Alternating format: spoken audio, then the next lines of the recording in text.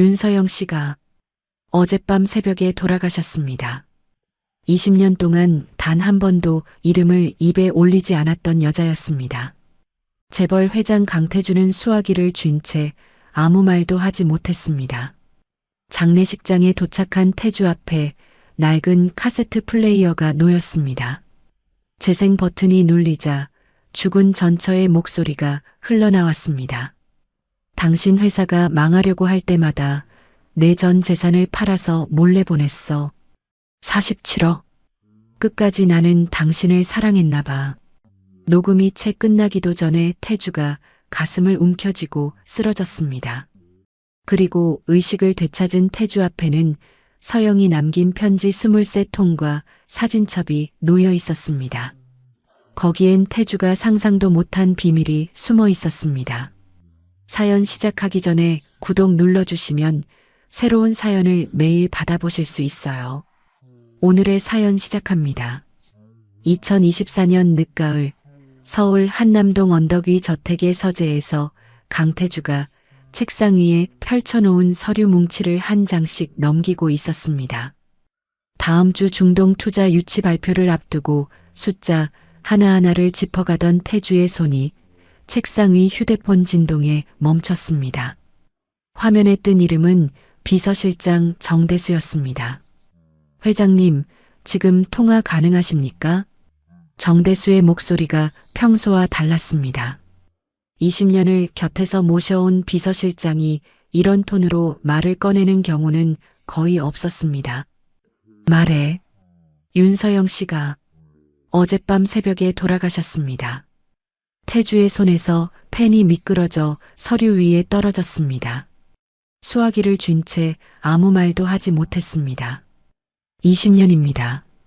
20년 동안 단 한 번도 이름을 입에 올리지 않았던 여자였습니다. 암 투병을 하셨다고 합니다. 마지막 2주는 병원에서 나오셔서 집에서 지내셨고 따님이 임종을 지켰다고. 뭐라고? 태주가 되물었지만 그건 따님이라는 단어 때문이 아니었습니다. 정대수가 잘못 전해 들은 거라고 여기며 그 부분은 흘려보냈습니다. 장례식장이 어디야? 경기도 쪽 소도시 종합병원 장례식장입니다. 수행 차량 준비할까요? 네. 태주가 전화를 끊고 잠시 서재 창밖을 내다보았습니다. 한남동 언덕 아래로 서울의 불빛이 빼곡했지만 태주의 눈에는 아무것도 들어오지 않았습니다. 태주가 재혼 부인 오미란에게 전화를 걸었습니다. 나야. 서영이가 죽었어. 수화기 너머로 짧은 침묵이 흘렀습니다. 대수 씨가 대신 조문 가면 되지 않아? 내가 직접 간다. 지금 이 시간에? 태주가 대답 없이 전화를 끊어버렸습니다. 오미란이 더 말하기 전에 통화는 끝나 있었습니다. 장례식장은 서울에서 차로 2시간 남짓 걸리는 소도시 종합병원 안에 있었습니다. 태주가 차에서 내려 장례식장 건물 앞에 섰을 때 가장 먼저 눈에 들어온 것은 규모였습니다. 빈소 2개짜리 작은 장례식장이었습니다. 조문객 대부분이 동네 어르신들이었고 검정 점퍼에 고무신을 신은 할머니가 국화꽃을 한 손에 들고 빈소 안으로 들어가는 뒷모습이 보였습니다. 태주가 생각했던 전처의 삶은 이런 모습이 아니었습니다. 빈소 입구에 다다르자 상주 완장을 찬 남자가 서 있었습니다. 아들 현우였습니다. 현우의 눈이 아버지를 향했지만 거기에 반가움은 없었습니다. 차가운 돌멩이 같은 눈이었습니다. 오셨습니까? 현우가 인사 대신 그 한마디만 내뱉고는 고개를 돌렸습니다. 현우야, 어머니가 남긴 게 있습니다. 따라오시죠. 현우가 빈소 안쪽 작은 방으로 태주를 안내했습니다. 방 안에는 한 여자가 의자에 앉아 기다리고 있었습니다. 탁자 위에 낡은 카세트 플레이어 하나와 갈색 종이 봉투가 놓여 있었습니다. 최정란 변호사입니다. 서영이의 30년 지기 친구예요. 최정란이 자리에서 일어나며 태주에게 목례했습니다. 서영이 유언에 따라 이 녹음은 회장님이 직접 들으셔야 합니다. 최정란이 카세트 플레이어의 재생 버튼을 눌렀습니다. 지직거리는 소리 사이로 여자의 목소리가 흘러나왔습니다. 서영의 목소리였습니다. 태주 씨, 나야. 이걸 듣고 있다면 나는 이미 이 세상에 없겠지. 태주의 손이 무릎 위에서 떨리기 시작했습니다. 2004년 겨울, 당신 회사 협력업체 3곳이 부도 직전이었어. 그때 분당 아파트 팔아서 12억을 보냈어. 당신 이름 모르게. 2008년에도, 2012년에도, 2016년에도 나는 그때마다 내 것을 팔아서 당신한테 보냈어. 태주의 얼굴에서 핏기가 빠져나갔습니다. 왜 그랬냐고 묻겠지. 나도 몰라. 미워하면서도 당신이 무너지는 건 볼 수가 없었어. 끝까지. 나는 당신을 사랑했나 봐. 서영의 목소리가 잠깐 끊겼다가 다시 이어졌습니다. 부탁이 있어. 당신이 이걸 듣고 있다면 부디 남은 사람들을 잘 돌봐줘. 녹음이 채 끝나기도 전에 태주가 가슴을 움켜쥐며 의자에서 앞으로 꺾였습니다. 최정란이 소리쳤습니다. 회장님, 사람 살려요. 빈소가 순식간에 아수라장이 되었습니다. 조문객들이 몰려왔고 누군가가 119에 전화를 걸었습니다. 현우는 바닥에 쓰러진 아버지의 옆에 서 있었습니다. 손을 내밀지도 돌아서지도 못한 채 그 자리에 굳어 있었습니다. 구급대원들이 들것에 태주를 실어 나간 뒤 빈소는 다시 조용해졌습니다. 최정란이 탁자 위 갈색 종이봉투를 열었습니다. 안에는 서영이 손으로 쓴 지시서가 들어 있었습니다. 태주 씨가 의식을 되찾으면 편지 묶음과 사진첩을 전해주세요. 최정란이 지시서를 읽으며 입술을 깨물었습니다. 서영은 태주가 녹음을 듣고 쓰러질 것까지 미리 생각해 두었던 것입니다. 죽음 너머에서도 그 사람의 반응을 정확히 알고 있었던 여자였습니다.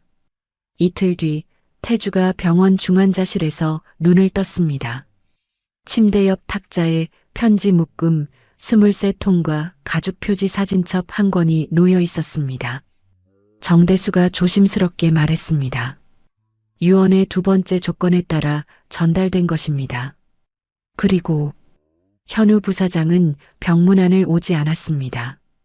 태주가 떨리는 손으로 첫 번째 편지를 열었습니다. 2004년 겨울이라고 적힌 날짜 아래 서영의 또박또박한 글씨가 빼곡했습니다. 편지 안에는 계좌 이체 확인증 사본이 동봉되어 있었습니다. 분당 아파트를 팔아 만든 12억 원을 세계 협력업체에 미지급 대금으로 보낸 내역이었습니다. 당시 태주는 그 돈이 어디서 왔는지 한 번도 의심하지 않았습니다. 은행의 특별대출이라는 설명을 그대로 믿었습니다. 태주가 편지를 내려놓고 사진첩을 펼쳤습니다. 매년 태주의 생일에 맞춰 서영이 혼자 케이크를 사서 촛불을 켠 사진이 연도별로 정리되어 있었습니다. 배경이 해마다 달라졌습니다. 분당 아파트에서 작은 원룸으로 다시 어딘가의 좁은 방으로 태주의 손가락이 마지막 페이지에서 멈췄습니다. 올해 사진은 없었습니다. 대신 짧은 메모만 남아 있었습니다. 올해는 직접 축하해 줄 수 있을 줄 알았는데 태주가 사진첩을 덮고 천장을 올려다보았습니다. 눈을 감았지만 눈꺼풀 위로 물기가 번졌습니다. 같은 시각 소도시 장례식장 뒤편 주차장에서 상복을 입은 여자아이가 빈소 입구를 바라보며 서성이고 있었습니다. 최정란이 주차장 구석에서 아이를 발견하고 다가갔습니다. 하나야, 왜 여기 있어? 조문객 중에 엄마가 말한 그 사람이 있을 수도 있잖아요. 엄마가 알리지 말라고 했으니까. 제가 거기 있으면 안 될 것 같아서요. 최정란이 하나의 손을 잡았습니다. 그분은 이미 병원에 실려가셨어. 걱정 말고 들어가자. 최정란이 하나의 손을 이끌고 빈소로 들어갔습니다. 윤하나가 영정사진 앞에 무릎을 꿇었습니다. 액자 속 서영이 웃고 있었습니다. 하나의 어깨가 소리 없이 떨렸습니다. 병원 침대 위에서 태주가 서영의 편지를 쥐고 있었고 빈소에서 하나가 영정 앞에 앉아 있었습니다. 서영이라는 한 여자의 죽음이 서울의 병원과 소도시의 장례식장을 동시에 흔들고 있었습니다. 태주가 태어난 다음 날 아침 강상그룹 본사 회장실에서 비서실장 정대수가 서류철을 펼쳤습니다. 72시간 동안 조사한 결과를 담은 보고서였습니다. 서영 씨는 이혼 후 총 4차례에 걸쳐 회장님 회사에 자금을 넣었습니다. 총액이 47억 원입니다.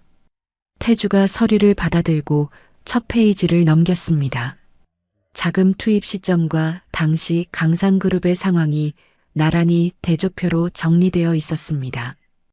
2004년 협력업체 미지급 대금 12억, 2008년 금융위기 때 긴급자금 15억, 2012년 해외사업 철수 비용 11억, 2016년 횡령 사건 뒤 운영자금 9억.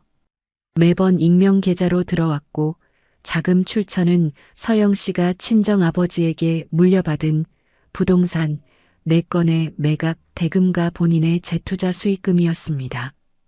태주의 손가락이 대조표 위에서 멈췄습니다. 2008년 항목 옆에 은행 특별 대출로 보고됨이라고 적혀 있었습니다. 2012년에는 익명 투자자로 보고됨이었습니다. 전부 서영이었습니다. 태주가 서류를 책상 위에 내려놓고 의자 등받이에 몸을 기댔습니다. 20년간 혼자 힘으로 위기를 넘겼다고 믿어왔습니다. 그게 전부 거짓이었습니다. 정대수가 나간 뒤 태주가 자택관리인에게 전화했습니다. 지하 창고에 어머니 유품 상자가 있을 거야. 가져와. 1시간 뒤 배달된 상자 안에서 가족표지 일기장 한 권이 나왔습니다. 2004년 봄이었습니다. 강상그룹이 2세 경영 체제로 바뀌면서 일본 쪽 합작 투자 상대를 끌어들여야 하던 시기였습니다. 태주의 어머니는 그 일본 측이 재벌가 안주인의 집안 배경을 따진다는 이야기를 듣고 왔습니다. 약사 출신 며느리로는 안 된다고 판단했습니다. 어머니는 그룹 경호실에서 일했던 사람을 불러 태주의 출장 사진을 손보게 했습니다. 여자 사업 파트너와 식사하는 장면을 마치 미래처럼 보이도록 편집해서 서영에게 보냈습니다. 서영은 그 사진을 받고도 태주에게 직접 확인하지 않았습니다. 시어머니에게서 오랫동안 당해왔기 때문입니다. 명절이면 친정 험담, 식사 자리에서 사람들 앞에 놓고 모욕. 사진은 마지막 한 방울이었을 뿐입니다. 서영은 이혼 서류에 도장을 찍으면서 위자료도 재산 분할도 포기했습니다. 태주의 변호사는 깔끔한 합의에 안도했지만 서영 쪽 변호사였던 최정남만이 물었습니다. 왜 한 푼도 안 받고 나가? 그 사람 돈을 가져가면 정말 끝나는 것 같아서. 일기장에는 어머니의 글씨로 모든 것이 적혀 있었습니다. 위조 사진의 촬영 날짜, 장소, 동원한 사람의 이름, 서영에게 전달한 방식까지. 다른 페이지에는 이런 메모도 있었습니다. 며느리가 위자료를 포기하고 떠났다. 이건 자기도 잘못이 있다는 뜻이다. 태주에게 그렇게 말해두었다. 태주가 일기장을 덮으며 이를 악물었습니다. 어머니의 그 말을 별 의심 없이 받아들였던 자신이 떠올랐습니다. 어머니의 공작을 완성시킨 마지막 조각은 태주 자신의 무관심이었습니다. 같은 시각 본사 부사장실에서 현우가 이사회 의장 박종혁과 마주 앉아 있었습니다. 아버지가 병원에 계신 동안 이사회 분위기가 확 바뀌었습니다. 세대교체 쪽으로요. 박종혁이 차분하게 말했습니다. 현우가 몸을 앞으로 숙이며 말했습니다. 사회이사 3분의 지지를 확보해 주십시오. 이번에 넘겨받겠습니다. 박종혁이 나간 뒤 현우가 책상 서랍을 열었습니다. 안에는 서영이 이혼 후 매년 보내온 생일 카드 18장이 차곡차곡 쌓여 있었습니다. 현우가 맨 위에 카드를 꺼내 펼쳤습니다. 현우야, 엄마는 괜찮아. 네가 건강하면 그걸로 됐다. 해마다 비슷한 말이었습니다.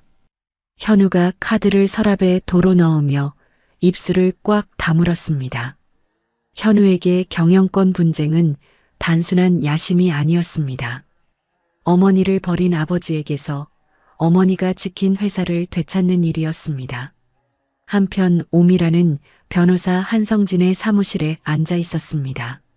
서영 씨 유산은 소도시 아파트 한 채하고 예금 2억 정도예요. 전부 아들 현우한테 가게 되어 있고, 한성진이 서류를 정리하며 말을 이었습니다. 근데 진짜 문제는 유산이 아니라 그 47억입니다. 이게 법적으로 회사한테 빌려준 돈으로 해석될 수 있어요. 현우 씨가 이걸 들고 나오면 지분 조정을 요구할 수 있고, 그러면 사모님 재산 쪽에도 영향이 갑니다. 오미란이 다리를 꼬며 눈을 가늘게 떴습니다. 재혼할 때 남편이 축하한다면서 그룹 지분 8%를 내 이름으로 넘겼어. 그거 건드리게 놔둘 수는 없지. 한성진이 고개를 끄덕이며 펜을 돌렸습니다. 그러니까 지금부터 잘 움직이셔야 합니다. 태주는 그날 오후 서영의 약국이 있었다는 소도시를 직접 찾아갔습니다. 약국은 이미 셔터가 내려져 있었고 문 앞에 동네 주민들이 놓고 간 국화와 편지가 수북이 쌓여 있었습니다. 옆가게 반찬가게에서 할머니 한 분이 나왔습니다. 어머, 누구세요? 서영 선생님 아는 분이야? 네. 오래전에 알던 사이입니다. 김순덕 할머니가 약국 셔터를 바라보며 혀를 찼습니다. 암 투병하면서도 마지막 달까지 약국 문을 열었어요. 동네 어르신 30분 넘게 약값을 한 번도 안 받았고, 태주가 조심스럽게 물었습니다. 가족 쪽 이야기를 좀 더 들을 수 있을까요? 김순덕 할머니가 손사래를 쳤습니다. 서영 선생님이 그랬어요. 사생활 이야기는 함부로 하지 말라고. 할머니가 돌아서다가 혼잣말처럼 덧붙였습니다. 혼자 딸 키우면서 고생 많았지. 태주의 발이 멈췄습니다. 딸. 장례식장에서 정대수가 보고한 그 단어가 다시 떠올랐습니다. 실수가 아니었습니다. 서울로 돌아온 태주에게 전무 이상호가 찾아왔습니다. 이상호가 목소리를 낮추며 말했습니다. 회장님, 현우 부사장이 사회이사 3분과 비공식 만찬을 했습니다. 임시 주주총회 소집을 추진하고 있습니다. 태주가 고개를 들었습니다. 아들이 칼을 빼들었습니다. 태주가 아무 대답 없이 책상 위 서영의 편지 묶음을 내려다보았습니다. 이상호가 조급하게 말했습니다. 지금 대응을 하셔야. 대수야, 최정남 변호사한테 연락해. 만나고 싶다고. 정대수가 전화를 걸었지만 최정란의 대답은 짧았습니다. 서영 씨가 남긴 유언의 마지막 조건이 있는데 그건 적절한 때가 되어야 알려드릴 수 있어요. 태주가 전화를 끊고 의자에 깊이 앉았습니다. 서영은 정보 공개의 순서와 타이밍까지 설계해 두었습니다. 죽고 나서도 태주를 이렇게 잘 아는 사람은 서영뿐이었습니다. 그날 밤 한남동 자택에서 오미란이 저녁 식사를 차려놓고 태주를 기다렸습니다. 태주가 식탁에 앉자 오미란이 국을 떠주며 입을 열었습니다. 당신 많이 지쳤어 보여. 좀 쉬어. 태주가 숟가락을 들었습니다. 오미란이 무심한 듯 덧붙였습니다. 서영 씨 유산이 현우한테 간다는 거 알아? 태주의 숟가락이 멈췄습니다. 오미란의 눈이 태주의 반응을 살피고 있었습니다. 태주가 숟가락을 내려놓고 아무 말 없이 자리에서 일어났습니다. 서재 문이 닫혔습니다. 서재 책상 위에 서영의 편지 묶음, 어머니의 일기장, 그리고 이상호가 보낸 문자가 뜬 휴대폰이 나란히 놓여 있었습니다. 이사회 움직임 심상치 않음. 태주가 세 가지를 번갈아 내려다보았습니다. 전처의 사랑, 어머니의 배신, 아들의 반기, 재혼 부인의 계산이 사방에서 조여오고 있었습니다. 태주가 서영의 세 번째 편지를 펼쳤습니다. 서영의 글씨가 빼곡했습니다. 아버지가 남긴 재산이 제법 있지만 이건 당신을 위해 써야 할 돈이라고 생각해요. 서영의 자금 출처가 아파트 한 채가 아니었습니다. 친정 아버지의 유산 전체였습니다. 태주가 편지를 쥔 손이 떨리기 시작했습니다. 이틀 뒤 오후 태주가 여의도 법무법인 건물 앞에 다시 섰습니다. 비서실장 정대수도 없이 혼자였습니다. 안내 데스크에서 최정남 변호사를 찾자 직원이 잠시 기다리라고 했습니다. 10분이 지나고 20분이 지났습니다. 태주가 자리에서 일어나 복도를 걸어가 최정란의 사무실 문 앞에 섰습니다. 문이 열렸습니다. 최정란이 태주를 올려다보며 말했습니다. 두 번째 오셨네요. 만나줘야 할 것 아닙니까? 최정란이 잠시 태주의 얼굴을 살피더니 고개를 끄덕이고 문을 열어주었습니다. 서영이 유언 조건이 있었어요. 회장님이 직접 2번 이상 찾아오면 그때 알려주라고. 태주가 의자에 앉으며 물었습니다. 뭘 알려주라는 겁니까? 최정란이 사무실 문을 닫고 자기 자리에 앉았습니다. 책상 서랍에서 서류 봉투를 하나 꺼내 태주 앞에 놓았습니다. 서영이한테 딸이 있어요. 이름은 유나나. 올해 만 18이에요. 태주의 눈이 크게 떠졌습니다. 회장님 친딸입니다. 태주가 의자 팔걸이를 움켜쥐었습니다. 입술이 떨렸지만 소리가 나오지 않았습니다. 이혼 서류에 도장 찍고 3주쯤 지나서 서영이가 임신 사실을 알았어요. 이미 이혼이 끝난 상태였고 회장님한테 알리면 아이가 화해 수단으로 전락할까봐 혼자 낳기로 했어요. 최정란이 서류 봉투에서 낡은 노트를 꺼내 태주 쪽으로 밀었습니다. 이건 서영이가 그 결정을 내리기까지 쓴 일기 사본이에요. 법적으로는 이혼 후 300일 안에 태어난 아이가 전 남편 자식으로 올라가는 문제가 있어서 제가 직접 가정법원에 서류를 넣어 회장님 이름을 출생 기록에서 뺐습니다. 태주가 노트를 받아들었지만 펼치지 못했습니다. 손가락 끝이 하얗게 질려 있었습니다. 하나는 지금 뭘 하고 있습니까? 올해 고등학교 졸업했어요. 약학과 수시를 준비하고 있었는데 서영이 간병 때문에 미뤄둔 상태예요. 태주가 자리에서 벌떡 일어났습니다. 만나게 해주십시오. 최정란이 고개를 저었습니다. 하나는 아버지가 누구인지 알아요. 이름도 하는 일도. 하지만 지금 만남을 원하지 않아요. 왜요? 서영이가 생전에 하나한테 아버지를 원망하지 말라고 당부했고 하나도 그 말을 지켜왔어요.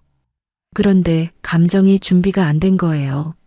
머리로는 이해해도 마음이 따라가지 못하는 거죠. 태주가 천천히 다시 의자에 앉았습니다. 두 손으로 얼굴을 감싸쥐고 한참을 그렇게 있었습니다. 그날 오후 태주가 본사에 돌아와 정대수를 불렀습니다. 하나라는 아이가 있다. 서영이가 혼자 낳아 키운 내 딸이야. 아무한테도 말하면 안 된다. 정대수가 고개를 깊이 숙였습니다. 보안 철저히 하겠습니다. 그러나 오미란의 귀는 이미 열려 있었습니다. 비서실 소속 수행비서 한 명이 오미란에게 태주의 동선을 보고하고 있었습니다. 그날 저녁 오미란이 변호사 한성진에게 전화했습니다. 남편이 최정남 변호사를 만나고 왔어. 그 뒤로 태도가 완전히 달라졌어. 무슨 일이 있었는지 알아보겠습니다. 한성진이 법무법인 동기들을 통해 최정란의 과거 소송 기록을 뒤졌습니다. 거기서 서영과 관련된 소송 기록 하나가 걸렸습니다. 사모님, 이혼 후에 서영 씨한테 아이가 있었을 가능성이 있습니다. 오미란이 수아기를 쥔 손에 힘을 주었습니다. 그 아이가 법적으로 남편 자식이 되면 어떻게 돼? 지분 구조가 완전히 바뀝니다. 상속 판도도 재편되고요. 오미란이 전화를 끊고 거실 소파에 앉았습니다. 손톱으로 소파 가죽을 긁으며 한참을 생각했습니다. 오미란은 두 가지를 준비했습니다. 하나는 언론에 재벌 회장의 숨겨진 딸 이야기를 흘리는 것이었고, 다른 하나는 현우에게 이 사실을 먼저 알려 아버지에 대한 분노를 키우는 것이었습니다. 오미란은 두 번째를 먼저 실행하기로 했습니다. 직접 현우에게 말하는 대신 이사회 의장 박종혁에게 정보를 건넸습니다. 현우는 오미란이 아닌 박종혁의 입을 통해 이복 여동생의 존재를 알게 되었습니다. 부사장실에서 박종혁의 말을 들은 현우가 책상을 주먹으로 내려쳤습니다. 어머니가 아버지한테 알리지도 않고 혼자 키웠다고요? 그렇다고 합니다. 현우의 분노는 하나 자체가 아니었습니다. 어머니가 아버지를 믿지 못할 만큼 아버지가 못했다는 뜻이었습니다.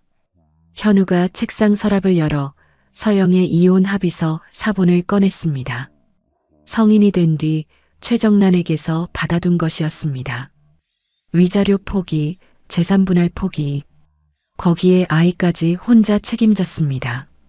현우가 합의서를 내려놓고 서랍 안쪽에 생일 카드 한 장을 꺼내 한참 바라보았습니다. 태주는 최정란에게서 받은 소도시 주소로 혼자 차를 몰고 내려갔습니다. 작은 아파트 단지 앞에 차를 세우고 현관 인터폰을 눌렀습니다. 누구세요? 젊은 여자의 목소리였습니다. 태주의 입이 잠시 굳었습니다. 나는 강태주다. 인터폰 너머로 짧은 침묵이 흘렀습니다. 오지 마세요. 잠깐만이라도. 오늘은 안 돼요. 인터폰이 꺼졌습니다. 태주가 닫힌 현관문 앞에 서 있었습니다.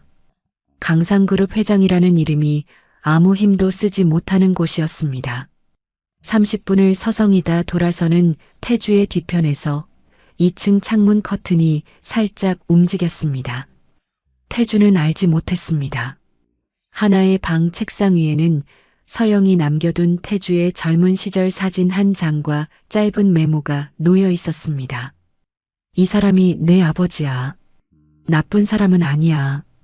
그날 저녁 하나가 최정란에게 전화했습니다. 이모, 그 사람이 다녀갔어요. 알아. 내 엄마가 생전에 나한테 이런 말을 해뒀어. 그 사람이 하나를 찾아오면 하나가 준비될 때까지 기다리라고. 대신 약국 열쇠는 하나가 갖고 있어야 한다고. 최정란이 잠시 말을 멈추었다가 이어갔습니다. 내 엄마는 그 사람이 너를 찾아올 줄 알았어. 하나가 전화를 끊고 서랍에서 열쇠 하나를 꺼냈습니다. 서영이 맡겨둔 약국 열쇠였습니다. 하나가 열쇠를 손바닥 위에 올려놓고 한참 들여다보았습니다. 태주가 소도시에 다녀오는 사이 서울에서는 오미란이 첫 번째 전략도 실행했습니다.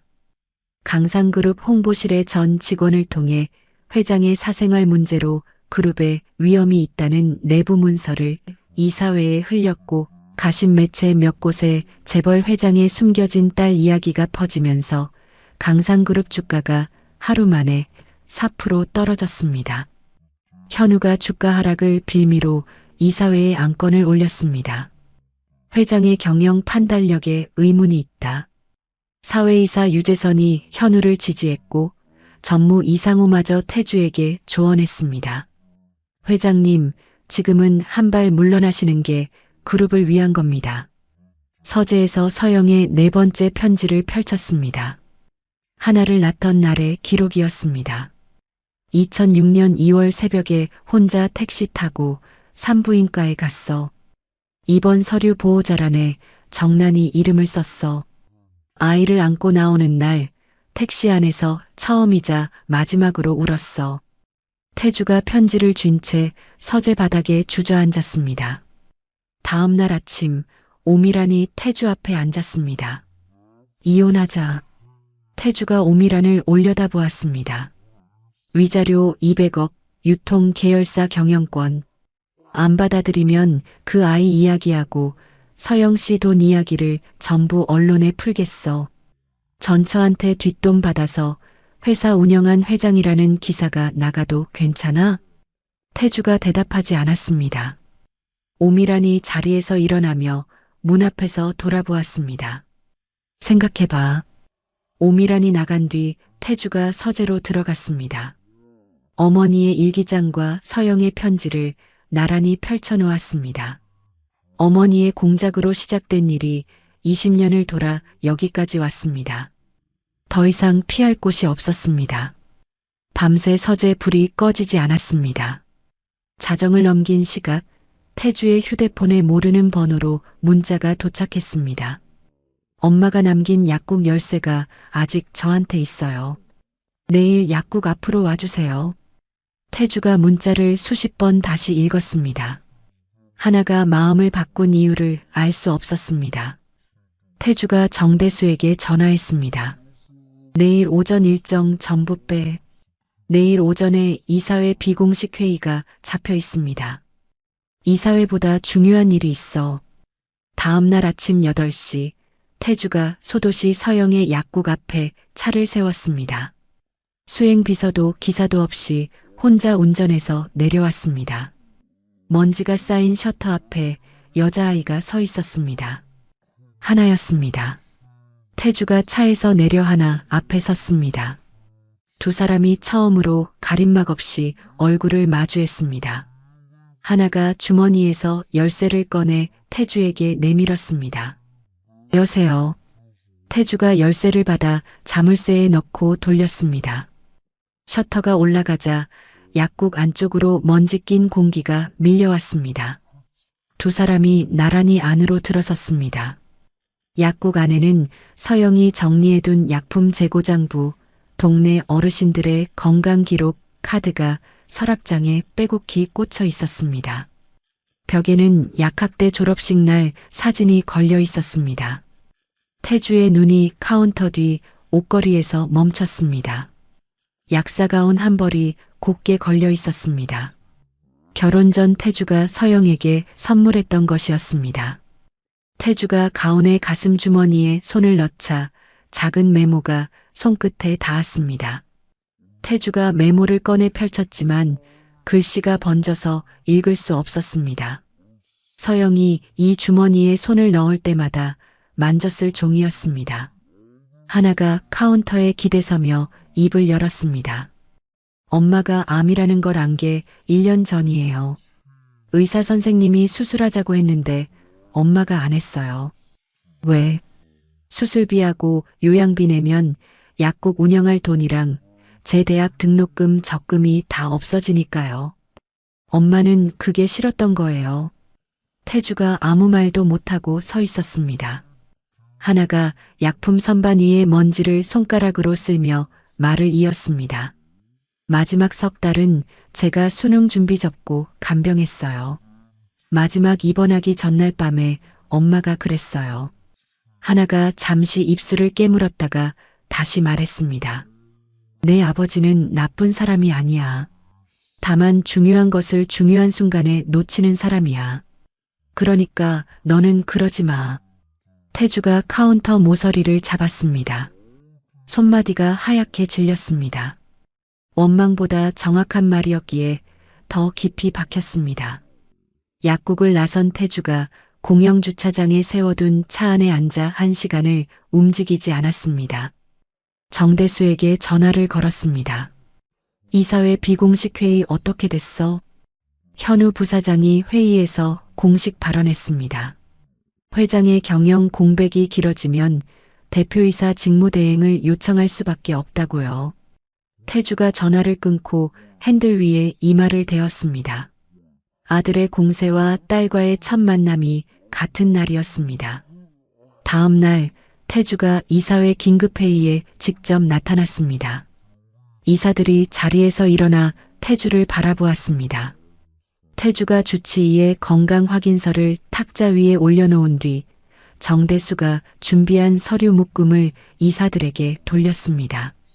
서영의 편지에 동봉되어 있던 계좌 이체 확인증과 비서실 조사 보고서였습니다. 이 회사가 4번 위기를 넘겼습니다.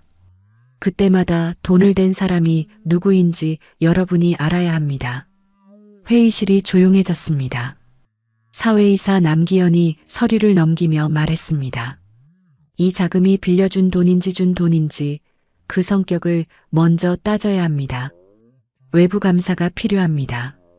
전무 이상우가 맞은편에서 손을 들었습니다. 자금의 성격 이전에 이 사실 자체가 회장님의 위기 극복 과정을 다시 봐야 한다는 뜻 아닙니까? 회장님을 함부로 밀어낼 사안이 아닙니다. 이사회 안에서 줄다리기가 팽팽해졌습니다. 회의가 끝나자마자 현우가 회장실 문을 열고 들어왔습니다. 현우의 얼굴이 붉게 달아 있었습니다. 어머니가 피땀 흘려 보낸 돈을 경영권 방어 카드로 쓰십니까? 태주가 현우를 올려다보았습니다. 책상 위에 미리 꺼내둔 가죽표지 일기장을 현우 쪽으로 밀었습니다. 이건 할머니 일기장이다. 읽어봐라. 현우가 일기장을 받아 첫 페이지를 넘겼습니다. 할머니의 글씨가 빼곡했습니다. 위조 사진을 만든 경위, 서영에게 전달한 방식, 날짜와 장소까지 전부 적혀 있었습니다. 현우의 손가락이 페이지 위에서 멈췄습니다.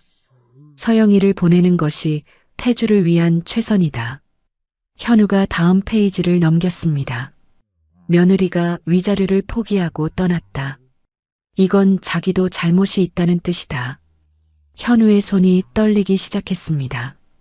어린 시절 손잡아주던 할머니와 일기장 속 냉정한 계산이 맞지 않았습니다. 분노의 방향이 흔들렸습니다. 하지만 태주를 향한 원한이 사라지지는 않았습니다. 할머니가 공작을 했다 해도 아버지가 20년간 어머니를 찾아보지도 않은 건 변하지 않는 사실이었습니다. 일기장은 가져가겠습니다. 가져가라. 태주가 말을 이었습니다. 나도 할머니의 공작을 몰랐다. 현우가 대답하지 않았습니다. 문 쪽으로 돌아서 나갔습니다. 다만 이전과 달리 문을 거칠게 닫지는 않았습니다. 작은 차이였지만 태주는 그것을 놓치지 않았습니다. 한편 오미라는 변호사 한성진 사무실에서 서류를 내려놓으며 말했습니다. 남편이 이사회에서 서영 씨 돈 이야기를 전부 꺼냈어. 이제 숨겨진 딸 카드를 쓸 때야. 한성진이 고개를 저었습니다. 지금은 안 됩니다. 서영 씨 이야기가 나온 이상 숨겨진 딸 기사가 나가면 오히려 회장님한테 동정 여론이 붙어요. 사모님이 악역이 됩니다. 오미란의 눈이 가늘어졌습니다. 그럼 어쩌라고. 이혼 조건을 더 높이세요. 위자료 300억의 계열사 경영권. 그리고 현우 부사장한테 손잡자고 하세요. 둘이 합치면 아버지를 빨리 물러나게 할 수 있다고. 오미란이 한성진의 조언대로 현우에게 연락했습니다. 그러나 현우의 대답은 짧았습니다. 새어머니와 손잡는 건 여론에 어떻게 보일지 생각해 보셨습니까? 전화가 끊겼습니다. 오미란이 수화기를 내려놓으며 입술을 깨물었습니다. 처음으로 자신의 자리가 생각보다 좁다는 것을 느꼈습니다. 그 주 토요일 태주가 다시 소도시에 내려왔습니다. 정장 대신 낡은 점퍼를 입고 있었습니다. 약국 셔터를 올리고 들어가 벽에 붙은 곰팡이를 걷어내기 시작했습니다. 선반에 먼지를 닦고 카운터 뒤 서랍을 열어 건강기록 카드를 한 장씩 정리했습니다. 카드에 적힌 환자 이름을 소리내어 읽었습니다. 오복순, 김판석, 이옥자. 약국 밖에서 팔짱을 끼고 지켜보던 하나의 표정이 바뀌었습니다. 서영이 매일 아침 약국 문을 열며 하던 습관이었습니다. 하나가 약국 안으로 들어와 조심스럽게 선반을 닦기 시작했습니다. 두 사람이 약국을 정리하고 있을 때 유리문 너머로 누군가의 그림자가 비쳤습니다. 현우였습니다. 서영의 유산으로 받은 소도시 아파트 유품을 정리하러 왔다가 약국 쪽에서 불이 켜진 것을 보고 걸어온 것이었습니다. 현우가 유리문 앞에서 한참을 서성이다가 아무 말 없이 문을 열고 들어왔습니다. 선반 한쪽을 잡고 정리를 돕기 시작했습니다. 세 사람이 처음으로 같은 공간에서 같은 일을 하고 있었습니다. 현우가 하나를 힐끗 보았지만 뭐라고 불러야 할지 몰라 입을 열지 못했습니다. 하나도 현우를 의식하면서 태주 쪽에만 시선을 두었습니다. 같은 방 안에 있으면서도 세 사람 사이의 거리는 제각각이었습니다. 카운터 뒤쪽 벽면을 닦던 태주의 손이 무언가에 걸렸습니다. 벽 안쪽에 이중으로 된 공간이 있었습니다. 그 안에 작은 나무 상자가 들어 있었습니다. 태주가 상자를 꺼내 뚜껑을 열었습니다. 현우의 초등학교 입학식 사진이 맨 위에 있었습니다. 교문 뒤편 담장 너머에서 찍은 것이 분명한 흔들린 사진이었습니다. 그 아래로 중학교 졸업식, 고등학교 졸업식, 대학 졸업식 사진이 차례로 나왔습니다. 전부 멀리서 몰래 찍은 것들이었습니다. 그 옆에는 하나의 성장 앨범과 두 아이 앞으로 쓴 편지가 각각 들어 있었습니다. 현우가 자기 이름이 적힌 편지를 펼쳤습니다. 엄마가 내 곁에 없었던 건 널 사랑하지 않아서가 아니야. 엄마가 있으면 네가 아빠랑 더 멀어질까 봐 그런 거야. 현우가 입학식 사진을 들고 한참 서 있었습니다. 졸업식 때도 부사장 취임식 때도 어머니가 어딘가에서 지켜보고 있었을지 모른다는 생각이 밀려왔습니다. 현우가 고개를 숙였습니다. 태주와 하나 앞에서 처음 보이는 모습이었습니다. 하나가 자기 성장 앨범 옆에 서영이 적어놓은 메모들을 하나씩 읽었습니다. 어머니가 두 아이에게 같은 무게의 마음을 주었다는 것을 확인한 하나가 현우를 올려다보며 말했습니다.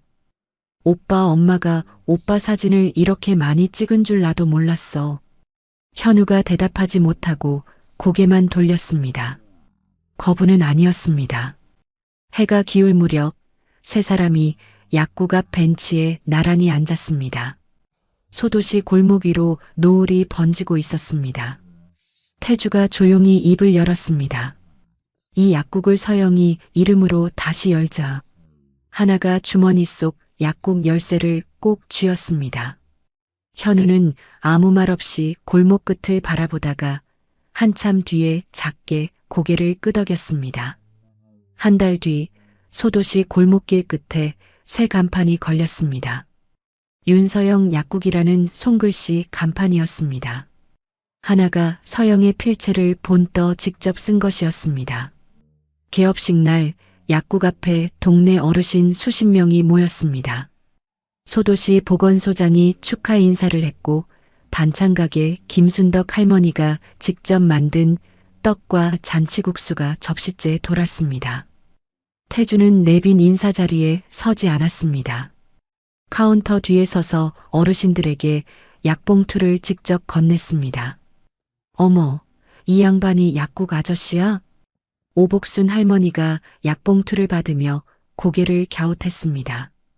태주가 허리를 숙여 인사하며 봉투 안의 약을 하나하나 짚어 설명했습니다. 강상그룹 회장의 모습은 어디에도 없었습니다. 약국 입구에서 소란이 일었습니다. 현우가 나타난 것이었습니다. 예고 없이 서울에서 직접 차를 몰고 내려왔습니다. 손에 흰 국화 한 다발을 들고 있었습니다. 현우가 약국 입구에 놓인 서영의 영정사진 앞에 꽃을 내려놓고 허리를 굽혔습니다. 고개를 들자 태주와 눈이 마주쳤습니다. 현우가 짧게 고개를 끄덕이고 약국 안으로 들어왔습니다. 서영의 공간에 현우가 공식적으로 발을 들인 첫 순간이었습니다. 다만 태주에게 직접 말을 건네지는 않았습니다. 하나와 어르신들 사이에서 떡 접시를 나르며 시간을 보냈습니다. 개업식이 끝난 뒤 현우가 서울에서 일을 시작했습니다. 강상그룹 사회공헌팀을 움직여 약국 운영 지원 시스템을 짰습니다. 매달 운영비 700만 원, 약품 구매 협력업체 연결, 자원봉사 약사 파견까지.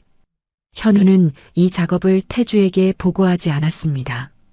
하나에게 먼저 연락했습니다. 하나야, 운영비 구조를 이렇게 잡으려고 하는데 어떻게 생각해?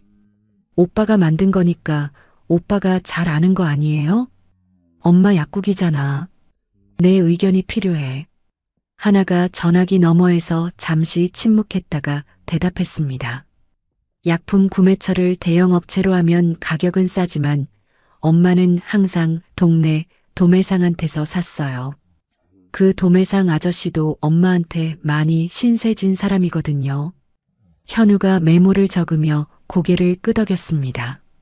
며칠 뒤 현우가 운영비 세부 사항을 조율하다가 태주에게 전화를 걸었습니다. 지원재단을 어떤 방식으로 만들지 의견을 물어야 했기 때문입니다. 재단을 별도 법인으로 만들까 아니면 그룹사회 공헌 안에 넣을까 생각 중입니다. 태주가 잠시 말이 없다가 물었습니다. 어머니라면 이 약국을 어떻게 운영했을 것 같으냐? 현우도 잠시 말이 없었습니다. 그룹 이름은 빼겠습니다. 독립재단으로 하죠. 그래.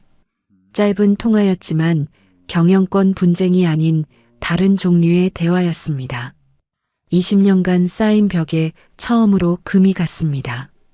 태주는 매주 금요일마다 소도시에 내려오는 루틴을 만들었습니다. 하나와 함께 서영이 돌보던 어르신들을 한 집 한 집 찾아다녔습니다. 독거노인 오복순 할머니 집에서는 이런 이야기를 들었습니다. 서영 선생님이 매주 화요일마다 우리 집에 와서 혈압을 재줬어. 비가 오나 눈이 오나 한 번도 안 빠졌어. 관절이 안 좋은 이장 김판석 씨는 현관문을 열며 말했습니다. 비 오는 날이면 서영 선생님이 직접 약을 들고 왔어요. 우산도 안 쓰고 올 때가 있었는데 약봉투만 비닐로 싸가지고. 태주가 고개를 숙인 채 들었습니다. 서영의 20년이 마을 사람들 한 명 한 명의 입을 통해 되살아나고 있었습니다.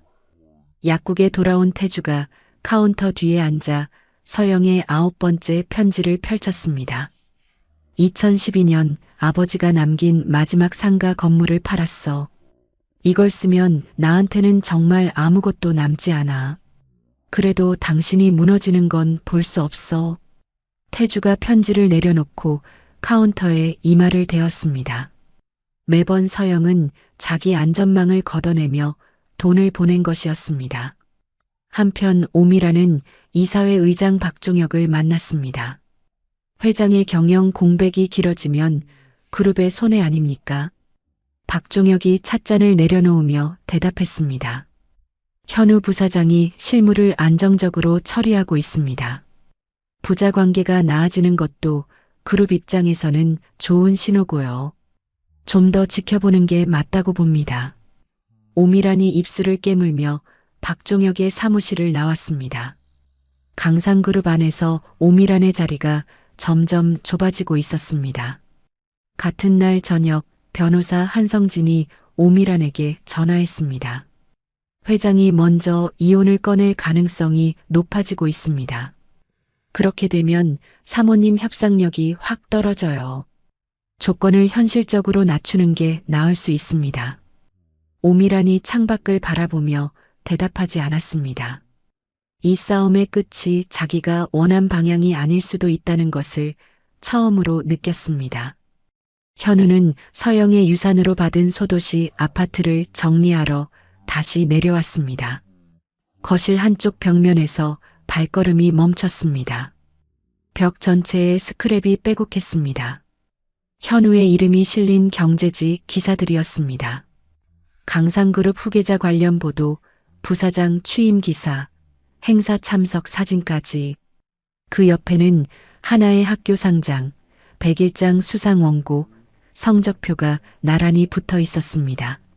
서영은 두 아이에게 같은 크기의 벽면을 쓰고 있었습니다. 현우의 부사장 취임 기사 옆에 작은 포스트잇이 붙어 있었습니다. 현우야, 자랑스럽다. 현우가 포스트잇을 조심스럽게 떼어 지갑에 넣었습니다. 아파트를 나서며 하나에게 전화했습니다. 하나야, 어머니 아파트 유품 정리를 같이 하자. 현우가 하나에게 먼저 손을 내민 첫 순간이었습니다. 서영의 기일이 다가왔습니다. 태주, 현우, 하나, 세 사람이 서영의 묘소를 함께 찾기로 했습니다. 묘소로 가는 차 안에서 하나가 뒷좌석에 앉아 서영이 좋아했던 슈베르트 즉흥곡을 틀었습니다. 현우가 앞좌석에서 뒤를 돌아보며 물었습니다. 어머니가 이 곡을 좋아했어? 네. 약국 문 닫고 나면 항상 이거 틀어놓으셨어요. 나는 몰랐다. 어머니가 음악을 좋아하시는 줄도. 하나가 현우를 바라보며 말했습니다. 엄마가 오빠 어렸을 때는 동요를 많이 불러줬대요. 나한테도 그 이야기를 해줬어. 현우가 고개를 돌려 창밖을 보았습니다. 두 남매가 서로 다른 시간 속 어머니를 나누고 있었습니다. 묘소에서 태주가 서영에게 보고하듯 약국 이야기를 했습니다. 약국 다시 열었다. 동네 어르신들이 많이 와. 하나가 옆에서 덧붙였습니다. 저 약학과 원서 넣었어요, 엄마. 현우가 한마디를 보탰습니다. 운영비는 제가 챙기고 있습니다. 하나가 피식 웃었습니다. 태주의 입가에도 작은 움직임이 있었습니다. 다만 현우와 태주 사이에서는 아직 자연스러운 농담이 오가는 수준은 아니었습니다. 소도시에서 서울로 돌아오는 차 안에서 태주가 정대수에게 전화했습니다. 오미란한테 내가 먼저 이혼을 제안하겠다. 위자료하고 현금 자산은 합리적으로 맞추되 그룹 계열사 경영 참여는 안 된다. 그 선에서 협의해. 태주가 전화를 끊고 잠시 생각에 잠겼습니다. 서영의 편지에 적힌 글귀가 떠올랐습니다. 사람을 잃는 것보다 나쁜 건 사람을 적으로 만드는 것. 태주가 현우에게도 전화했습니다. 경영권 이양을 준비하마. 다만 시간을 달라. 현우가 한참 말이 없었습니다. 그건 이사회에서 정식으로 말씀하세요. 현우의 짧은 대답이었지만 거절은 아니었습니다. 아버지의 결정이 자발적인 것이라는 걸 공식 석상에서 확인받고 싶다는 뜻이었습니다. 정대수가 갓길에 차를 세워 내비게이션을 확인하는 사이 태주가 혼잣말처럼 내뱉었습니다. 오늘이 내 인생에서 가장 긴 하루 같다. 정대수가 백미러로 태주의 얼굴을 보았습니다. 20년간 모셔왔지만 처음 보는 종류의 표정이었습니다. 그 직후였습니다. 태주가 갑자기 배를 움켜쥐며 상체를 앞으로 숙였습니다. 등에 식은땀이 번졌습니다. 회장님, 정대수가 급히 119에 전화를 걸었습니다. 구급차 사이렌이 울리는 가운데 태주의 휴대폰 화면에 하나가 보낸 문자가 떠 있었습니다.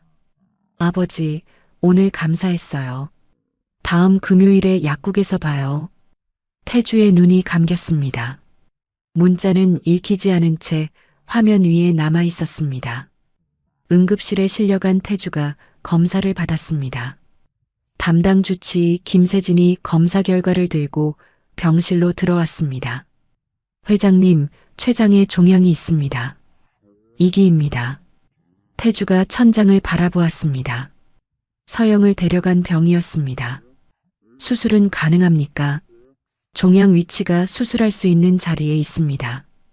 다만 주변 혈관과 가깝기 때문에 2주 안에 하셔야 합니다. 수술이 잘 되면 이후 6개월간 항암 치료가 필요하고요.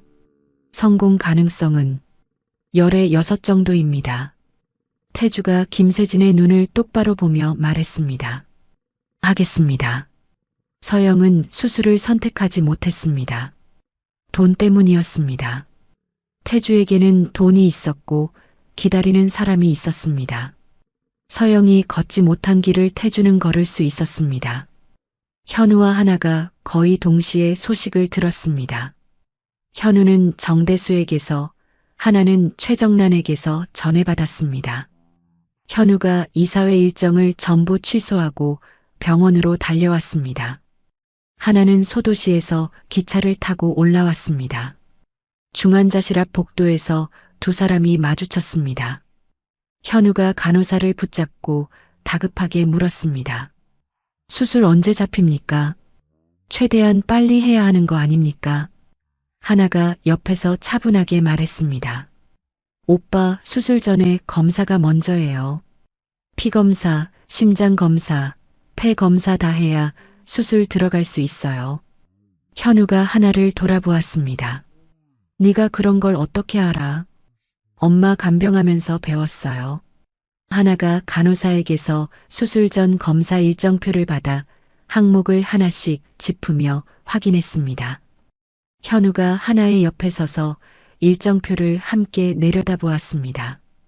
태주의 입원 소식이 강상그룹 안에 퍼졌습니다. 장이 열리자 주가가 급격히 떨어졌습니다. 현우가 즉시 공시를 냈습니다. 대표이사 직무대행 체제로 경영 공백 없이 운영하겠습니다. 주가 낙폭이 절반으로 줄었습니다. 이사회 의장 박종혁이 현우에게 전화했습니다. 회장 유고 시 정식 승계 시나리오를 이사회에 올릴 준비를 해두게. 알겠습니다. 오미란이 병원에 나타났습니다. 복도에서 현우와 하나가 나란히 앉아 있는 것을 보고 잠시 발걸음이 멈췄습니다. 표정을 가다듬고 병실로 들어갔습니다. 여보, 많이 아파? 태주가 고개만 살짝 돌렸습니다. 오미란이 태주의 손을 잡으며 걱정하는 말을 건넸지만 시선은 침대 옆 탁자로 갔습니다. 정대수가 준비 중인 서류 파일이 놓여 있었습니다. 유원장 수정 초안이라는 글씨가 보였습니다. 병실을 나온 오미란이 곧바로 한성진에게 전화했습니다. 남편 상태가 심각해. 유원장 수정 서류가 벌써 나와 있더라고. 수술 전에 이혼 합의를 마무리하시는 게 좋습니다.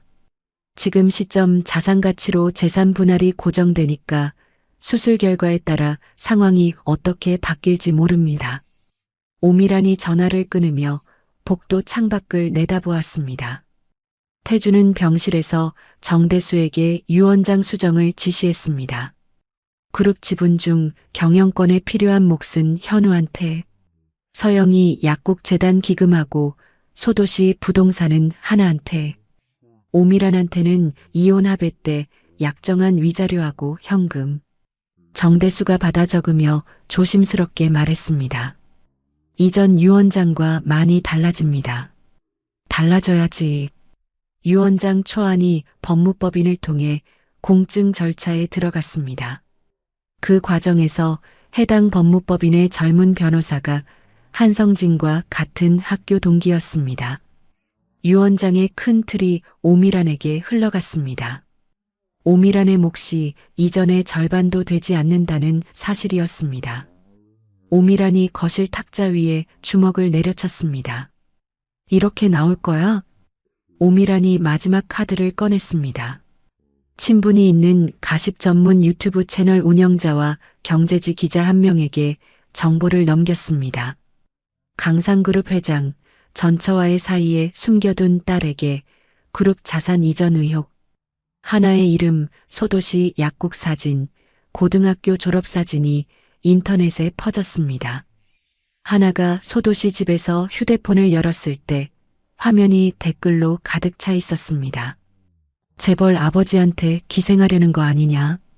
엄마가 돈 받고 낳아준 아이. 하나가 이틀을 혼자 버텼습니다. 셋째 날 아침 하나의 손이 떨려 휴대폰을 꺼버렸습니다. 최정란에게 전화했습니다. 이모, 엄마가 이런 일이 생길 걸 알았을까요? 최정란이 전화기를 꼭 쥐며 대답했습니다. 서영이가 내 존재를 숨기려 했던 이유 중 하나가 바로 이런 상황 때문이었을 거야. 하나가 전화를 끊고 책상 위 서영의 사진을 내려다보았습니다. 현우가 움직였습니다. 강상그룹 법무팀과 외부 법률사무소를 동시에 가동했습니다. 거짓 기사에 대한 정정 요청, 하나의 사진을 무단으로 쓴 데 대한 고소장을 하루 만에 준비했습니다. 사내 보안팀에는 정보 유출 경로를 추적하라고 지시했습니다. 한성진 변호사 사무실에서 나간 메일과 가십 채널 운영자와의 통화 기록이 확인되었습니다. 현우가 오미란에게 직접 전화했습니다.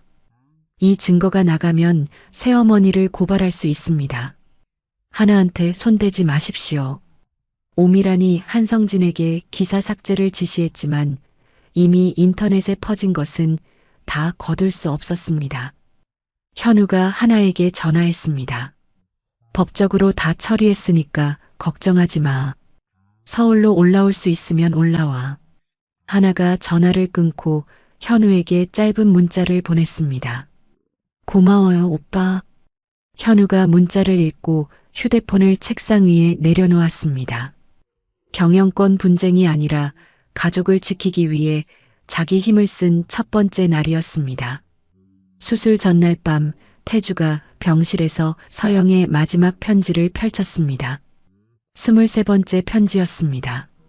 부디 하나를 만나줘. 현우한테 내가 한 번도 당신을 미워하지 않았다고 전해줘. 마지막으로 당신도 건강해. 태주가 편지를 가슴 위에 올려놓고 눈을 감았습니다. 서영이 이 상황까지 알고 있었던 것 같았습니다. 밤늦게 병실 문이 열렸습니다. 현우가 들어왔습니다. 두 사람만 남은 병실이었습니다. 현우가 지갑에서 작은 포스트잇을 꺼내 태주에게 보여주었습니다. 어머니가 부사장 취임 기사 옆에 이걸 붙여놓으셨더라고요. 현우야, 자랑스럽다. 태주가 포스트잇을 받아 한참 들여다보았습니다. 내 어머니는 나보다 훨씬 나은 사람이었다. 현우가 대답하지 않았습니다. 하지만 자리에서 일어나지도 않았습니다. 두 사람이 아무 말 없이 한참을 앉아 있었습니다. 수술 당일 아침 현우와 하나가 수술실 앞 의자에 나란히 앉았습니다. 하나가 배낭에서 건강기록 카드 한 장을 꺼내 현우에게 보여주었습니다. 엄마가 아버지 이름으로 만든 건 아닌데 신문이나 뉴스에 나오는 아버지 사진을 보고 건강 상태를 추측해서 적어둔 거예요. 카드에는 연도별로 서영의 글씨가 빼곡했습니다. 2018년 골프대회 불참, 안색 나빠 보임, 건강검진 받았으면. 현우가 카드를 읽다가 한참 말을 잇지 못했습니다. 카드를 하나에게 돌려주며 말했습니다. 이거 잘 보관해.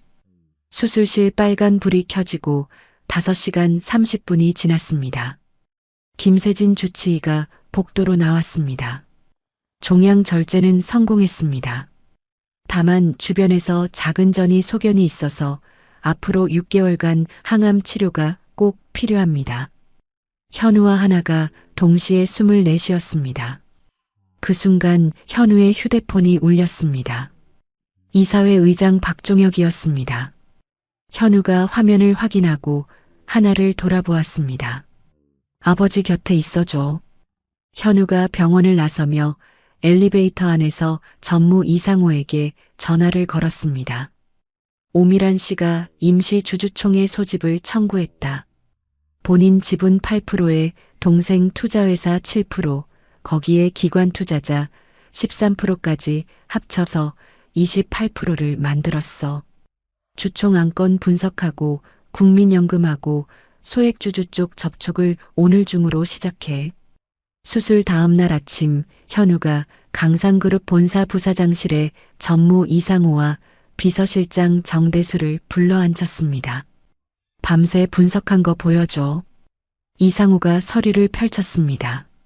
오미란 씨 본인 8%, 동생 오민철 투자회사 7%, 유재선 사회이사가 연결한 기관 투자자 13%, 합쳐서 28%입니다. 과반에는 못 미칩니다. 관건이 뭐야? 국민연금 9%하고 소액주주 연합 15%입니다. 이 두 곳이 어느 쪽에 서느냐에 따라 갈립니다.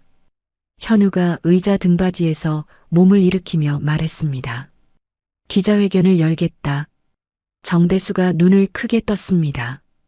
부사장님, 회장님 승인 없이 단독으로 하시겠다는 겁니까? 아버지한테 보고할 시간이 없어.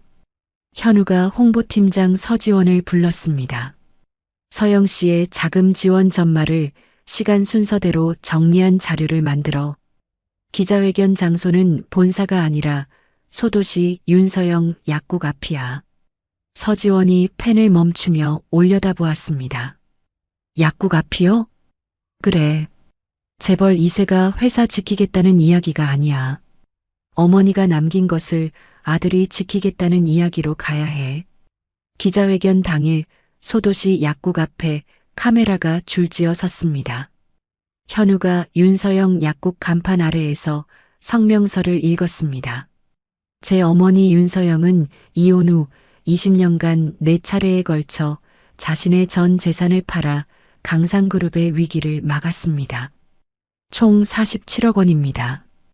기자들의 카메라 셔터 소리가 터졌습니다. 제 할머니가 위조 사진을 만들어 어머니를 내보냈다는 사실도 밝힙니다. 어머니는 위자료 한 푼 받지 않고 떠났습니다. 현우가 숨을 고르고 말을 이었습니다. 그리고 제게는 이복 여동생이 있습니다. 유나나. 어머니가 이혼 후 혼자 낳아 키운 아버지의 친딸입니다. 하나는 제 동생이고 이 약국은 어머니가 남긴 유산입니다. 현우가 성명서에서 눈을 떼고 카메라를 정면으로 바라보았습니다. 이 회사를 사적 분쟁의 도구로 만드는 어떤 시도에도 대표이사 직무대행으로서 법적으로 대응하겠습니다. 기자들 사이가 웅성거렸습니다. 그때 약국 안쪽에서 하나가 걸어 나왔습니다. 현우의 곁에 섰습니다. 준비된 발언문은 없었습니다. 기자 한 명이 마이크를 내밀었습니다. 어머니가 어떤 분이셨는지 한마디 해주실 수 있나요? 하나가 마이크를 잡았습니다. 엄마는 이 약국에서 동네 어르신들 약값을 한 번도 안 받았어요. 암 투병하면서도 마지막 달까지 약국 문을 열었고요. 하나가 잠시 입술을 깨물었다가 다시 말했습니다. 엄마는 아버지를 한 번도 나쁘게 말한 적 없어요. 약국 앞에 모여있던 동네 어르신들이 고개를 끄덕였습니다. 김순덕 할머니가 눈물을 훔치며 옆 사람의 팔을 잡았습니다. 그날 저녁 기자회견 영상이 뉴스와 온라인에 동시에 퍼졌습니다. 재벌 2세가 아닌 한 아들의 이야기라는 제목이 붙었습니다. 며칠 전까지 악성 댓글의 대상이었던 하나에 대한 인식이 바뀌기 시작했습니다. 숨겨진 딸이 아니라 어머니의 유산을 지키는 딸이 되었습니다. 오미란이 거실에서 뉴스를 보다가 리모컨을 소파에 내던졌습니다. 휴대폰이 울렸습니다. 사회이사 유재선이었습니다. 오 사모님, 죄송합니다만 빠지겠습니다. 이 분위기에서 표결에 참여하면 제 앞날이 없습니다. 전화가 끊기자마자 한성진에게서 연락이 왔습니다. 오민철 사장 쪽에 출자한 기관 2곳도 의결권 행사를 재검토하겠다고 통보해 왔습니다. 이미지 위험을 감당할 수 없다는 겁니다. 오미란이 소파 팔걸이를 움켜쥐었습니다. 28%의 연합이 무너지고 있었습니다. 한성진이 목소리를 낮추며 말했습니다. 사모님, 솔직히 말씀드립니다. 더 밀어붙이시면 하나씨 신상 유출권 증거가 공개됩니다. 그러면 사모님이 고발당할 수 있어요. 이혼 소송에서도 불리해지고요. 한성진이 잠시 말을 끊었다가 이어갔습니다. 저도 유출 경로에서 자유롭지 못합니다. 이 건에서 더 깊이 들어가기 어렵습니다. 오미란이 전화를 끊고 빈 거실을 둘러보았습니다. 변호사마저 빠지겠다는 뜻이었습니다. 병실에서 태주가 텔레비전으로 아들의 기자회견을 보고 있었습니다. 화면 속 현우가 어머니의 이름을 말하고 하나가 옆에 서서 서영의 삶을 증언하고 있었습니다. 태주가 비서실장 정대수에게 말했습니다. 현우한테 전해. 잘하고 있다고. 정대수가 현우에게 전화했습니다. 현우는 기자회견 직후 약국 안쪽 대기 공간에 서 있었습니다. 부사장님, 회장님께서 전화라고 하셨습니다. 잘하고 있다고요. 현우가 아무 말이 없었습니다.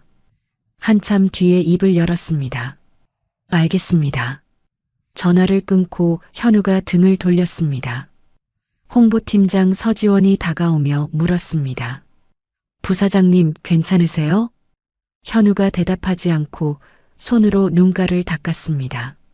38년 동안 아버지에게서 한 번도 듣지 못한 말이었습니다. 국민연금이 움직였습니다. 의결권 자문기관의 권고를 받아 오미란 측 안건에 반대 입장을 냈습니다.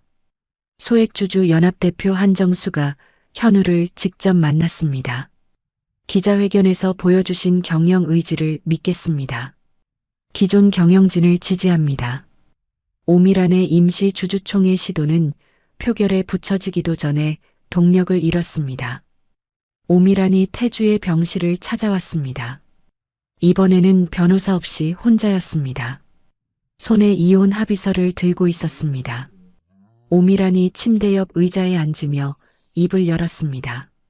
나도 20년간 당신 곁에서 외로웠어. 태주가 오미란을 바라보았습니다. 서영 씨를 이기고 싶었던 게 아니야.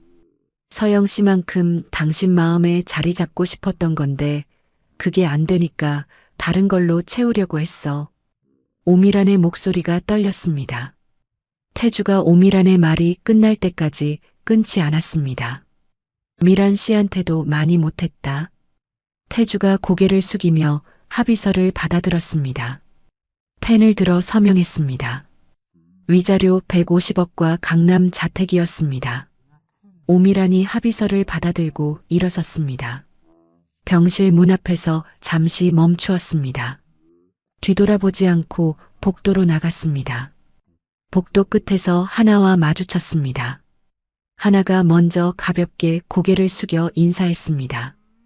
오미란이 짧은 침묵 뒤 입을 열었습니다. 내 어머니는 대단한 사람이었다. 오미란이 엘리베이터에 올라 문이 닫혔습니다. 임시 주주총회는 오미란의 철회 서면이 제출되면서 없어졌습니다. 현우가 이사회에서 강상그룹 대표이사직을 공식적으로 맡았습니다. 태주는 회장직을 명예직으로 바꾸겠다는 뜻을 서면으로 이사회에 냈습니다. 경제 매체들이 강상그룹을 건강한 경영 전환 사례로 평가했습니다. 하나가 약학대 수시 합격 소식을 태주에게 전화로 알렸습니다. 아버지, 합격했어요. 감사합니다. 태주가 침대에서 전화기를 귀에 댄 채 한참 아무 말을 하지 못했습니다. 나야말로 고맙다. 태주의 항암 치료가 시작되었습니다. 첫 번째 항암 뒤 심한 구역질과 체력 저하가 왔습니다. 하나가 매주 2번씩 병원에 와서 죽과 미음을 직접 만들어 가져왔습니다. 서영이 투병 중에 먹던 것과 같은 것이었습니다. 현우는 매일 퇴근 후 병실에 들러 그날 경영 현황을 보고했습니다. 태주가 세상과 소통하는 방식이 비서실에서 아들과 딸로 바뀌어 있었습니다. 항암 2주기가 끝나고 김세진 주치의가 검사 결과를 들고 왔습니다. 수치가 정상 범위로 떨어지고 있습니다. 경과가 좋습니다. 태주가 퇴원 후 첫 외출로 서영의 묘소를 찾았습니다. 묘석 앞에 흰 국화한 다발을 놓고 입을 열었습니다. 하나가 약사가 되겠다고 한다. 당신을 닮았어. 태주가 묘석을 한참 바라보다가 말을 이었습니다. 현우가 기자회견에서 당신 이름을 세상에 알렸다. 그리고 나는 현우한테 잘하고 있다고 처음으로 말했어. 태주가 묘석에서 눈을 떼지 못한 채 속으로 되뇌었습니다. 남은 사람들을 잘 돌봐달라던 서영의 당부. 그 약속의 시작이었습니다. 1년 후 봄 소도시 골목길에 벚꽃이 흩날렸습니다. 윤서영 약국은 인근 3개 마을까지 방문 양료 서비스를 넓혔고 약국 안에는 공중보건의 박민재와 자원봉사 약사 2명이 상주하고 있었습니다. 태주가 매주 금요일 어김없이 약국에 나타나 어르신들의 혈압을 재고 약봉투를 건넸습니다. 회장님, 이쪽 팔로 재주세요. 오복순 할머니가 팔을 내밀며 말했습니다. 아이고, 회장님은 무슨 약국 아저씨지. 태주가 혈압계를 할머니 팔에 감으며 웃었습니다. 정장 대신 자원봉사 조끼를 입고 서영의 약사가운 옆 옷걸이에 자기 조끼를 나란히 걸어두는 것이 태주의 금요일이었습니다. 하나는 약학대 1학년 여름방학을 맞아 약국에서 실습하고 있었습니다. 서영이 남긴 건강기록 카드 시스템을 컴퓨터로 옮기는 작업이었습니다. 공중보건의 박민재가 보건소 자료와 연결하는 방법을 제안했고 두 사람이 매주 약국에서 머리를 맞대고 데이터를 정리했습니다. 소도시 보건소장이 이 작업을 보고 지역 보건 사례 공모전에 출품하자고 권했습니다. 하나가 서영의 약사 가운을 입고 카운터에 서 있었습니다. 가운 가슴 주머니에 서영이 남긴 메모가 그대로 꽂혀 있었습니다. 태주가 카운터 너머로 하나를 바라볼 때마다 한 세대를 건너 이어지는 것이 눈에 보였습니다. 현우가 강상그룹 대표이사로서 첫 해를 마무리하며 이사회에 새로운 안건을 올렸습니다. 그룹의 사회공헌 방향을 바꾸는 것이었습니다. 대규모 기부 대신 윤서영 약국처럼 지역사회에 밀착하는 의료봉사와 건강관리 사업으로 전환하겠다는 내용이었습니다. 이것은 제 어머니가 평생 실천한 가치를 회사의 말로 옮긴 것입니다. 이사회 의장 박종혁이 고개를 끄덕이며 말했습니다. 이 회사가 시작된 이래 가장 설득력 있는 사회공헌 안건이었습니다. 만장일치였습니다. 현우가 이사회 발표를 준비하면서 태주에게 전화를 건 적이 있었습니다. 사회공헌 방향을 잡는데 의견을 좀 듣고 싶습니다. 내 의견보다 서영이가 약국을 어떻게 운영했는지를 기준으로 삼아라. 그래서 하나한테 자문을 구했습니다. 태주가 전화기 너머에서 작게 웃었습니다. 경영권 분쟁의 말이 아닌 다른 종류의 대화였습니다. 오미라는 이혼 후 신사동의 작은 현대미술 갤러리를 열었습니다.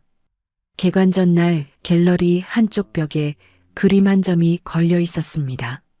전시 작가의 그림이 아니라 오미란이 직접 그린 유화였습니다.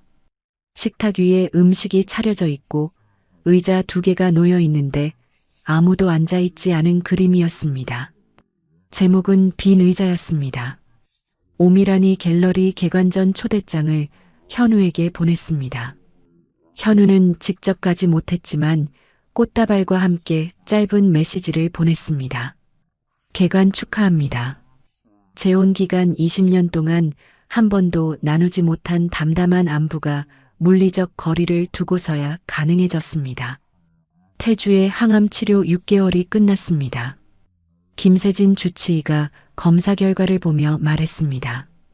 현재 재발 소견이 없습니다. 앞으로 3개월마다 정기 검사를 하겠습니다. 태주가 병원을 나서며 현우와 하나에게 각각 전화했습니다. 결과 좋다.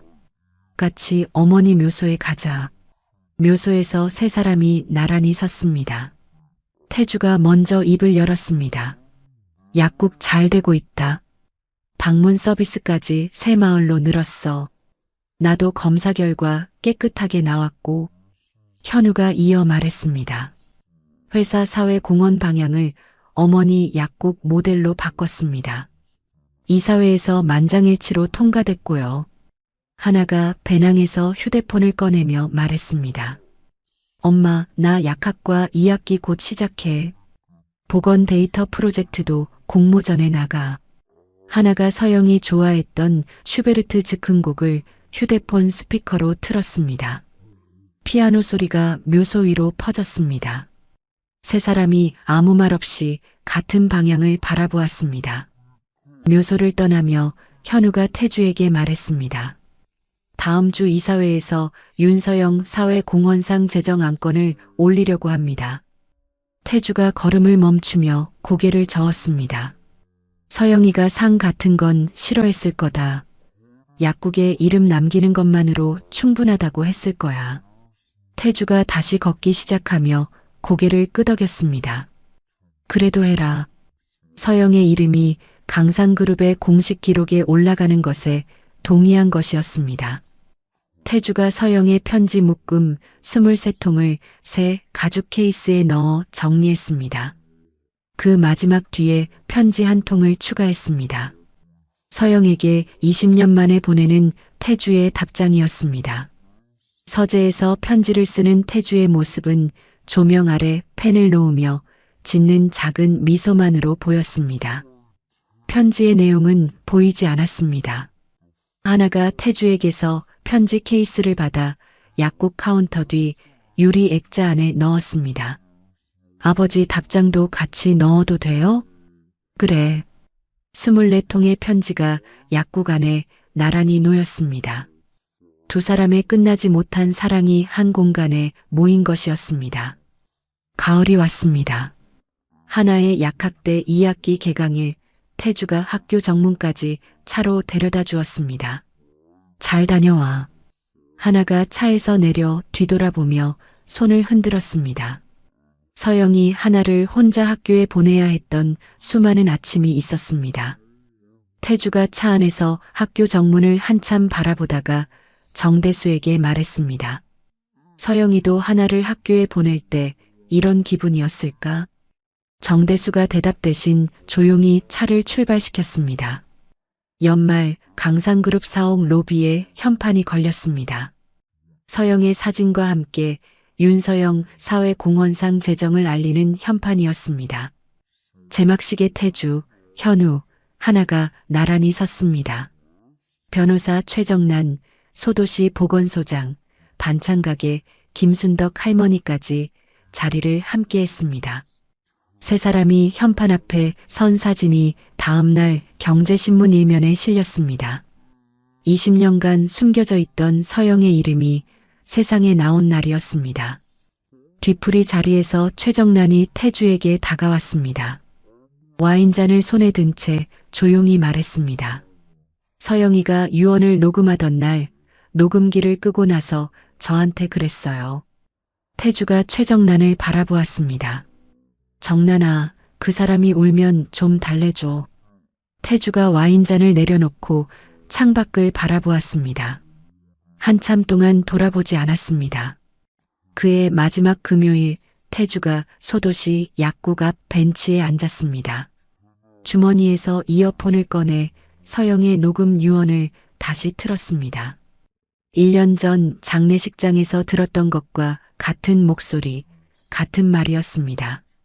하지만 태주의 얼굴에 흐르는 것은 충격이 아니었습니다. 함께했던 시간과 함께하지 못한 시간을 모두 안고 있는 얼굴이었습니다. 녹음이 끝나고도 이어폰을 빼지 않은 채 겨울 해가 기우는 골목을 바라보았습니다. 약국 안에서 하나의 목소리가 들렸습니다. 아버지, 들어오세요. 차 끓여놨어요. 태주가 천천히 벤치에서 일어나 약국 문을 열고 들어갔습니다. 카운터 뒤 유리 액자 안에 서영의 23통 편지와 태주의 한 통 답장이 나란히 놓여 있었습니다.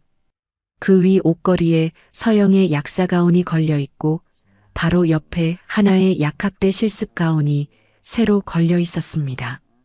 서영이 20년간 혼자 지켜온 사랑이 남겨진 사람들을 하나로 잇고 있었습니다.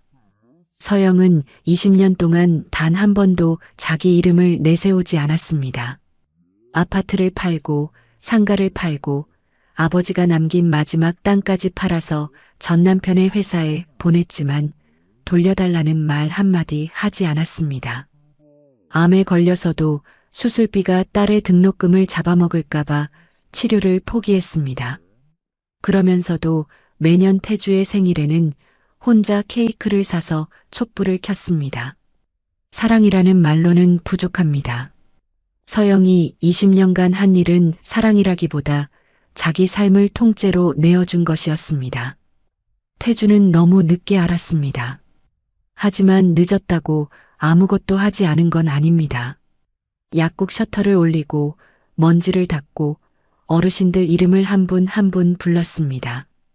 서영이 매일 아침 했던 그 일을 따라하면서 서영의 20년을 비로소 이해하기 시작했습니다. 현우는 어머니의 이름을 세상에 알렸고 하나는 어머니의 가운을 입고 카운터에 섰습니다. 서영이 홀로 지켜온 것들이 결국 남겨진 사람들을 하나로 이었습니다. 누군가를 진심으로 사랑한다는 건 그 사람이 모르는 곳에서도 묵묵히 지켜주는 것일지도 모릅니다. 서영처럼요. 이야기를 끝까지 들어주신 분이 계시다면 잘 들었다고 댓글 하나만 남겨주세요. 감사합니다.